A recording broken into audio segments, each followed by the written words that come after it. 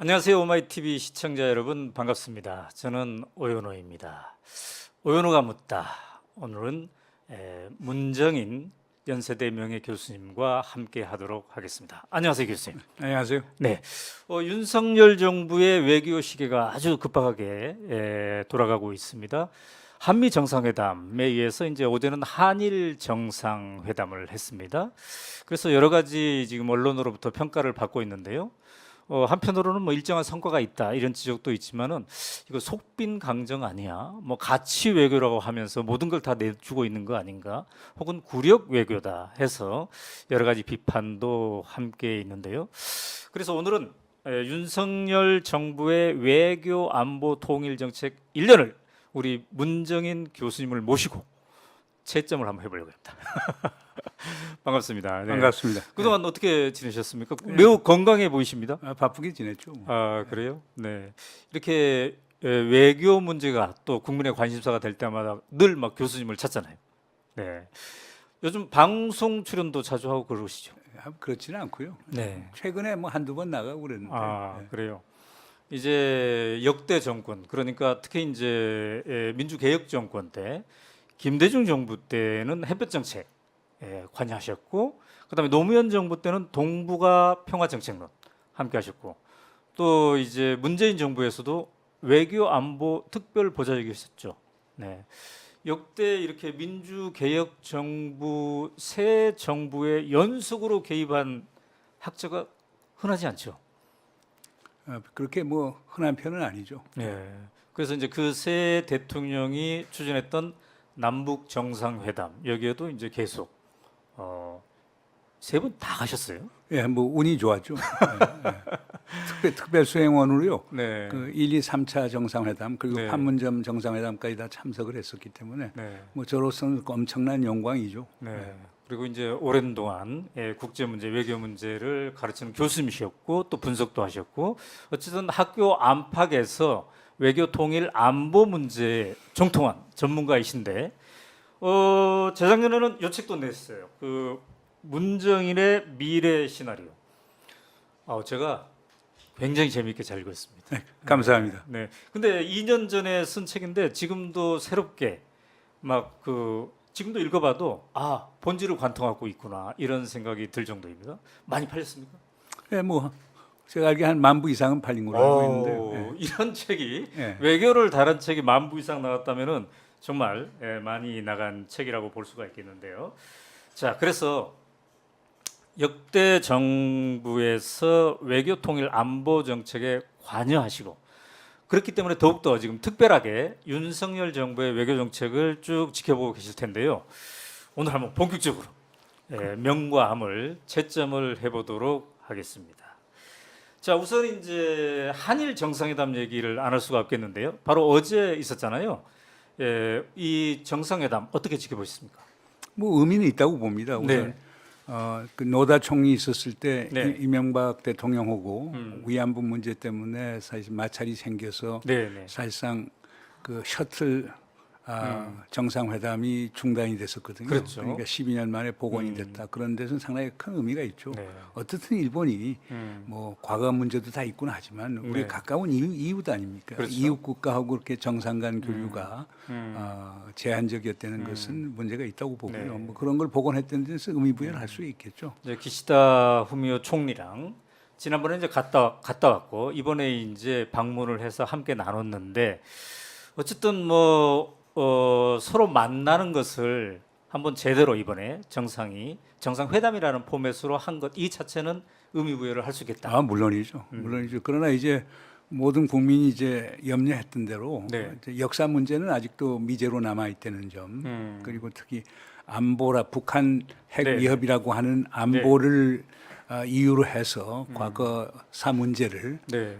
다소 소홀하게 다루지 않았느냐 이런 거에 대해서는 좀 이제 국민적 우려가 있는 것 같습니다. 특히 네. 이제 그 윤석열 대통령이 뭐 두 가지 이제 말씀을 하셨더라고요. 기자회견에서 네. 네. 그 중에서 특히 주목이 되는 부분인데요.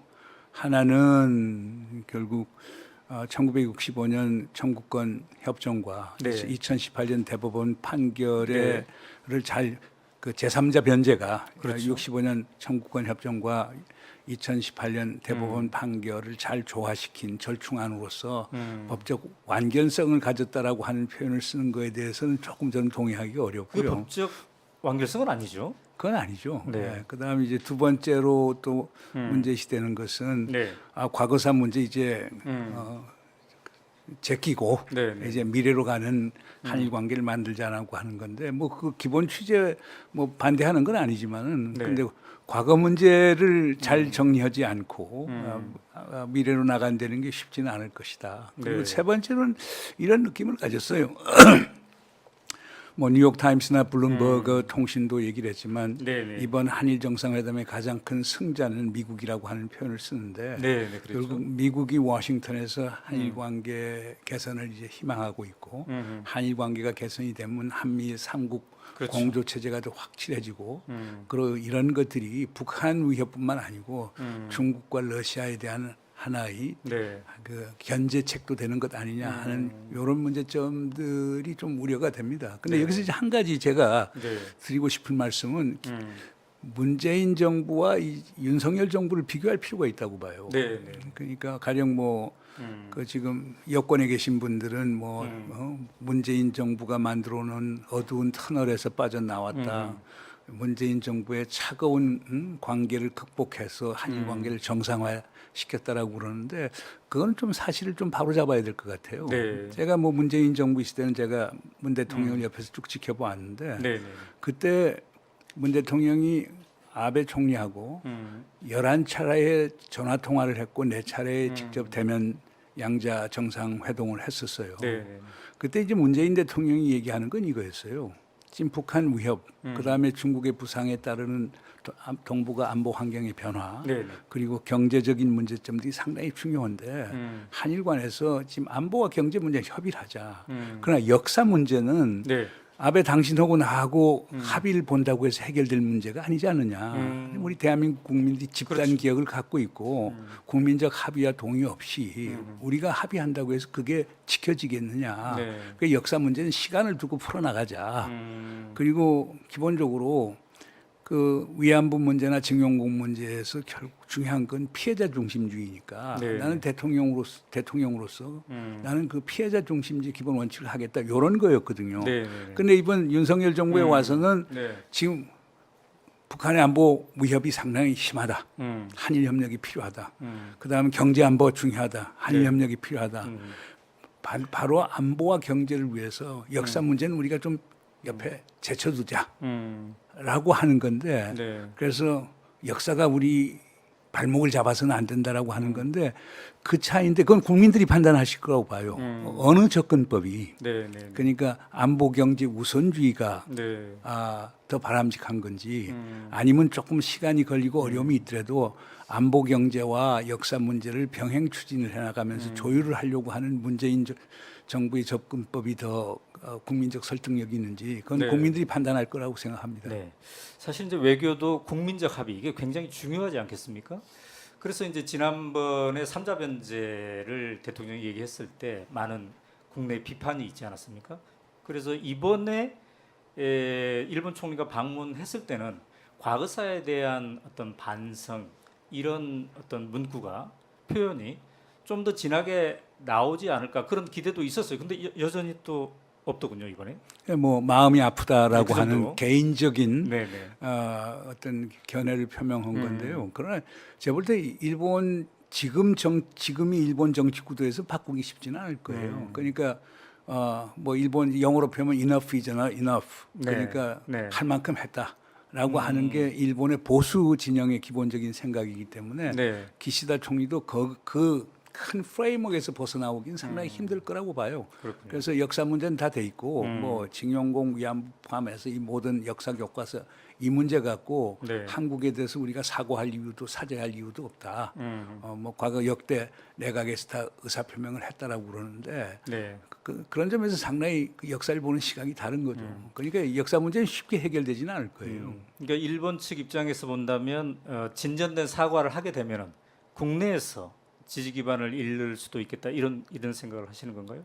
그런 그러니까 말씀이세요? 뭐 네. 근데 그것도 있지만은 그 단순히 국내 정치적 이유 때문만은 아니고 역사를 보는 관점의 차이인 것 같아요. 자체. 그러니까 기본적으로 윤석열 대통령께서도 뭐 하버드대학 연설에서도 그런 얘기를 했었죠. 네. 결국에 소위 100년 역사, 그렇죠. 100년 전의 역사를 갖고 우리가 일본에 사과를 강요할 수는 없지 않느냐라고 하는 그것도 상대가 있지 않느냐라고 하는 건데 네. 뭐 그렇게 볼 수도 있는데 근데 그게 일본의 시각이에요. 난 네. 그 기억나는 게 아베 총리가 살아계셨을 때 이런 얘기를 한 적이 있었어요. 그게 큰 논쟁이 된 건데 네. 그분 얘기가 네덜란드가 인도네시아를 360년 식민 지배를 했다. 영국이 인도에 대해서 100년 식민 지배를 했다. 프랑스가 네. 베트남에 대해서 60년 식민 지배를 했는데 이들 국가가 사과를 요구하는 거 봤느냐. 그리고 그 당시 식민지 팽창이라고 하는 건 국제 정치의 기본 질서였다. 네, 네. 약육강식의 기본 질서에 의해서 움직여진 건데 그걸 우리가 어떻게 그 후손들이 그거에 어떻게 사과를 하느냐라고 하는 것을 공식적으로 얘기한 적이 있어요. 네. 그것도 누차에 걸쳐서. 그런데 그런 시각이 일본의 이제 보수 세력이 갖고 있기 때문에 이 사과 문제, 사죄 문제는 쉽지는 않을 거예요. 네. 자, 이제 그러다 보니까 우리 국내 언론에서 헤드라인으로 뽑은 것 중에 하나가 후쿠시마 오염수 방류 문제. 한국의 전문 시찰단을 파견하겠다. 일본이 여기에 합의 줬다. 이거지 않습니까? 근데 이것도 뭔가 이 결국은 이 오염수를 방류하기 위해서 명분을 쌓기 위한 게 아니냐. 그래서 한국의 시찰단이 가는 것이 일종의 또 들러리가 되는 게 아니냐. 이런 우려도 있는 것 같아요. 뭐 그런 우려가 나오겠죠. 그러나 네. 이제 분명한 차별을 둬야 될 게요. 개념적으로. 네, 네, 네. 시찰이라는 것하고 검증이라고 하는 것은 엄청난 차이가 있어요. 그렇군요. 그러니까 지금 일본 측에서 얘기하는 건 시찰단을 환영한다라고 하는 건데 시찰이라면 가서 보는 거 아니에요. 네, 네, 네. 그러나 이제 뭐 과학적 샘플을 해갖고 그것을 이제 우리가 검증을 해서 오염수 방출한 것이 뭐 일본해나 우리 네, 또 네. 그 일본 바다에서나 우리 한국 바다에서 어떤 영향을 주는가에 대해서 아주 세밀한 점검을 하는 것 그건 두 개의 별거라고 보고요. 그렇죠. 그리고 일본 정부가 생각하는 것은 검증은 국제 원자력 기구 IAEA에서 맞아요. 하는 것으로 지금 해놨기 때문에 네. 기본적으로 한계가 있다고 봐요. 그러나 이것도 제가 볼 때는 일본 정부의 이중적 태도가 나온다고 그러는데 우리 야당 의원들이 결국에 후쿠시마 지역으로 가서 뭐 시찰하러 간다고 그랬거든요. 네. 근데 일본 정부가 그때 대하는 태도 보면은 네. 그게 전혀 아니었거든요. 그렇다면 이게 우리 국민들에게 어떤 오해를 줄 수 있느냐면 네. 결국에 윤석열 정부에서 보는 시찰단에 대해서는 아주 환대하고 다 보여줄 거 보여주고 우리 야권에 간 거에 대해서는 보여주지 않는다. 그렇다면 시찰단이 갔다 와서 그 정통성을 유지할 수 있겠어요? 글쎄. 이런 점이 있기 때문에 일본이 그건 조금 대승적으로 봐야 될 것 아니냐 하는 그런 생각이 듭니다. 이것도 그러니까 약간 수사에 그칠 수도 있겠다. 네. 이런 생각이 드네요.